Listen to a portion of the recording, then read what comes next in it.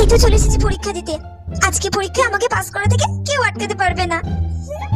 Sir তো এদিকে নেই, ম্যামও নেই, গল্প করতে ব্যস্ত। এই সুযোগে আমি টুকলিটা বের করে ফটাফট লিখে নি। হ্যাঁ, আরামসে লিখে নি। এটা আবার কোথায় ফেলবো?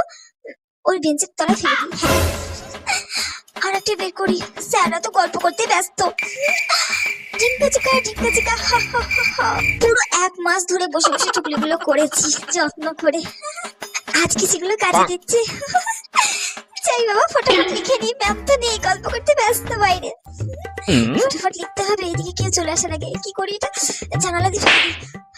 হয়ে গেছে। নেক্সট। আমি যেগুলো করে নিয়ে এসেছি সবই তো প্রায় চলে এসেছে। এটাও তো চলে এসেছে। কি যে মজা হচ্ছে না, এবার তো পরীক্ষা আমাকে ফার্স্ট হওয়া থেকে কেউ আটকাতে পারবে না। এ বাবা, ম্যাম তো মনে হচ্ছে এদিকেই আসছে। কি করি এটা এবার? ম্যাম তো আমার চালাকি ধরতেই পারলো।